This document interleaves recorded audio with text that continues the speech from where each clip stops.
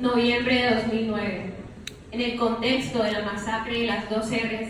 miembros de las fuerzas militares de Guatemala violaron sexualmente a 2 niñas para luego decapitarlas. Asimismo, establece que como parte de dicho marco fáctico, la crueldad desplegada por los agentes del Estado llegó a tal punto que perpetraron abortos forzados saltando sobre el vientre de las mujeres embarazadas. El Salvador, agosto de 2011. En su decisión en el caso Contreras y otros, el Tribunal Interamericano declara como hecho probado que un militar salvadoreño sometió a la niña Gregoria Contreras a una serie de actos de violencia sexual. La víctima, en su relato, señaló que luego de haber sido separada de su familia, fue violada por su raptor utilizando un cuchillo. Hechos como estos han sido en reiteradas ocasiones objeto de estudio por parte del sistema interamericano. También representan un ejemplo vivo de que en el caso de las mujeres, el cuerpo les ha sido históricamente negado, a través de la violencia que se ejerce contra ellas, como un medio simbólico de humillación, que acontece en todos los lugares del mundo, tanto en el ámbito público como privado, en tiempos de paz o de guerra.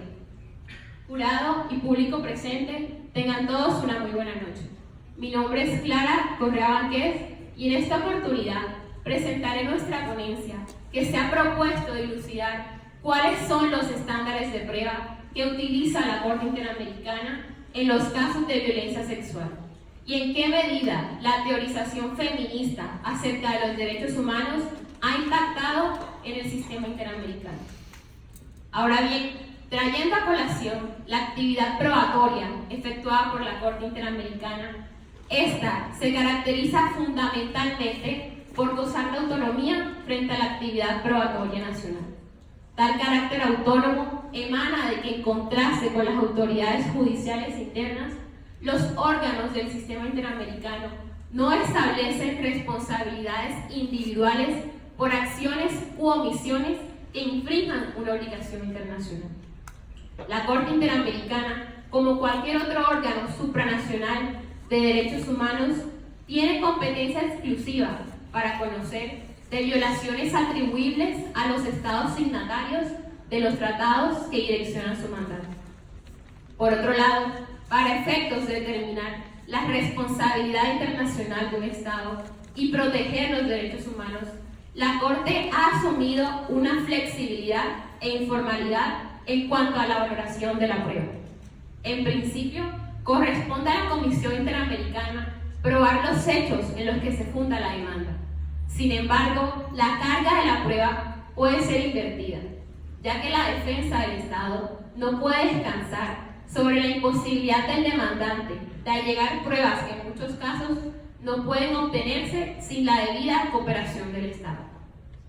Por ser un tribunal internacional de protección de los derechos humanos, adopta criterios y procedimientos menos formales a los establecidos en el derecho interno de los estados,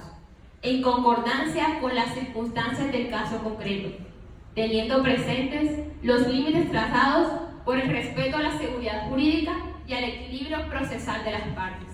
evaluando libre y flexiblemente las pruebas ofrecidas y practicadas ante ellas, de conformidad con las reglas de la sana crítica, que exige que las decisiones judiciales sean fundamentadas en hechos probados, utilizando la lógica, la experiencia y el conocimiento científico. Entonces, como consecuencia de la falta de unos estándares definidos por la Corte Interamericana, esta, a través de su jurisprudencia, ha determinado importantes principios sobre su actividad probatoria,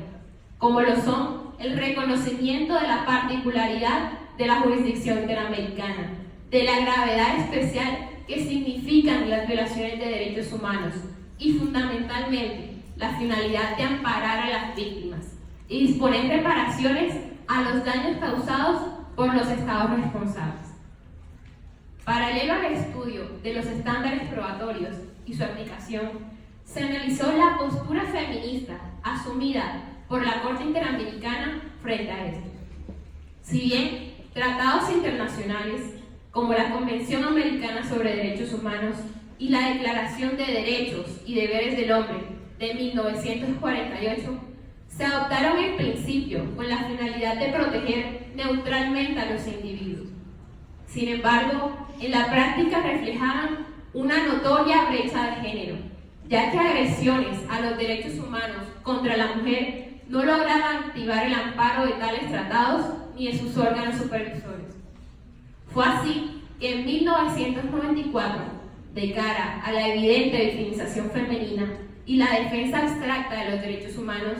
el sistema interamericano se convierte en el primer sistema regional en adoptar un tratado encaminado a prevenir, sancionar y erradicar la violencia contra la mujer,